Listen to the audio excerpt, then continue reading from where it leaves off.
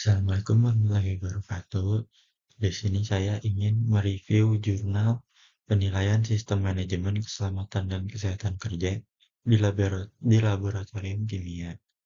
Berikut serta sumber IJ 41 2020, IJIA Journal of Public Health Research and Development yang ditulis oleh Bagus Anggur Ridasta tahun 2020, jurusan Ilmu Kesehatan Masyarakat, Fakultas Ilmu Keolahragaan, Universitas Negeri Semarang, Indonesia. Perkenalkan, nama saya Raffi Ahmad Dhani dengan NIM 35231084, Universitas Pelita Bangsa, Fakultas Teknik Industri.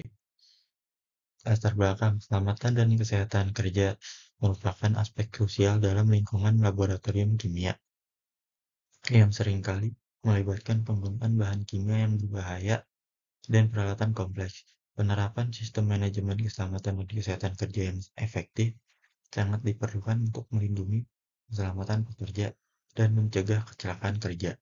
Di Indonesia, SMK 3 diatur dalam Peraturan Pemerintah Nomor 50 Tahun 2012 yang mewajibkan setiap perusahaan termasuk laboratorium untuk menerapkan sistem ini. Namun banyak laboratorium yang menghadapi tantangan dalam implementasi SMK 3, seperti kurangnya komitmen manajemen, minimnya pelatihan K3, dan keterbatasan sumber daya. Penelitian menunjukkan bahwa komitmen manajemen yang tinggi dan identifikasi bahaya yang tepat berpengaruh positif terhadap keselamatan kerja. Selain itu, keberadaan panitia pembina keselamatan dan kesehatan kerja sangat penting untuk meningkatkan kesadaran dan pengawasan K3, meskipun seringkali tidak berfungsi optimal. Tujuan dari penelitian ini adalah untuk mengetahui gambaran penilaian awal atau baseline penerapan SMK 3 di laboratorium kimia UNES berdasarkan Peraturan Pemerintah Nomor 50 Tahun 2012. Tinjauan pustaka, Sistem Manajemen Keselamatan dan Kesehatan Kerja SMK 3 merupakan bagian penting dari sistem manajemen perusahaan secara keseluruhan dalam rangka mengendalikan risiko yang berkaitan dengan kegiatan kerja. Penerapan SMK 3 bertujuan untuk menciptakan tempat kerja yang aman, efisien, dan produktif. Metode penelitian ini menggunakan pendekatan deskriptif kuantitatif. Instrumen yang digunakan meliputi pedoman wawancara, lembar observasi, dan lembar checklist dokumen.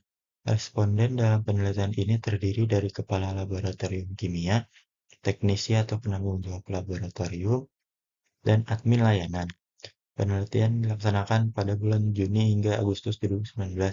Data yang diperoleh dianalisis menggunakan analisis univariat untuk menggambarkan distribusi frekuensi dan proporsi masing-masing variabel yang diteliti. Berikut adalah hasil pembahasannya. Penjelasannya dari total 64 kriteria K3. Hasil penelitian menunjukkan kriteria yang memenuhi 37 kriteria atau 57,85%. Sedangkan kriteria yang tidak memenuhi terdapat 27 kriteria atau 42,15%. Rincian pencapaian per elemennya, pembangunan dan pemeliharaan komitmen 4 dari 15 kriteria atau 26,67%. Pembuatan dan pendokumentasian rencana K3 2 dari 2 kriteria 100%. Pengendalian, perancangan, dan peninjauan kontrak 0 dari 2 kriteria. Pengendalian dokumen 0 dari 1 kriteria. Pembelian dan pengendalian dokumen 3 dari 3 kriteria. Keamanan bekerja berdasarkan SMK 3 15 dari 21 kriteria atau 71,44%. Standar pemantauan 4 dari 8 kriteria atau 50%. Pengelolaan material dan perpindahannya 5 dari 7 kriteria 71,44%.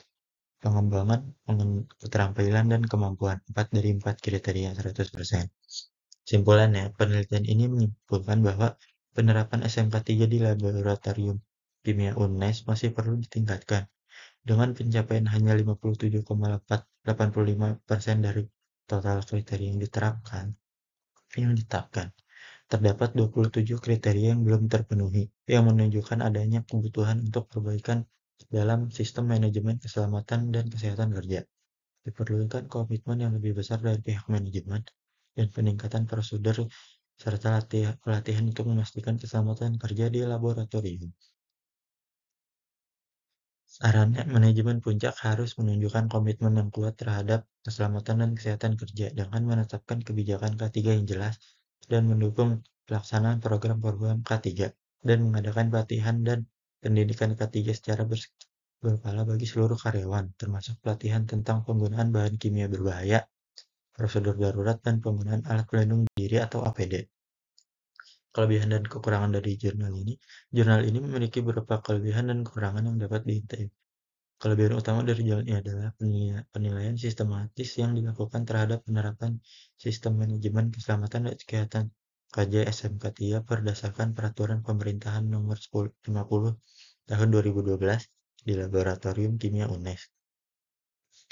Analisis yang komprehensif mencakup berbagai elemen dan kriteria SMK 3, serta memberikan rekomendasi perbaikan yang spesifik untuk setiap kriteria yang belum terpenuhi.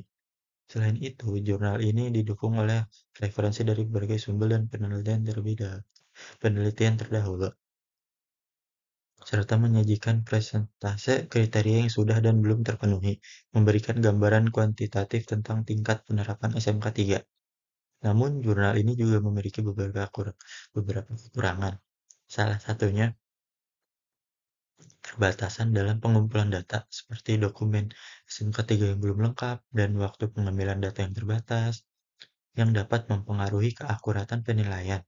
Metodologi penelitian yang digunakan tidak dijelaskan secara detail, termasuk metode sampling atau analisis data. Selain itu, jurnal ini juga kurang membahas implikasi praktis dari temuan penelitian bagi manajemen laboratorium, dan tidak ada perbandingan dengan penerapan SMK 3 di laboratorium kimia lain atau standar industri yang memberikan konteks lebih luas. Berikut daftar pustaka ditulis oleh Bagus Anggoro Ridasta 2020 dengan judul Penilaian Sistem Manajemen Keselamatan dan Kesehatan Kerja di Laboratorium Kimia. Terima kasih.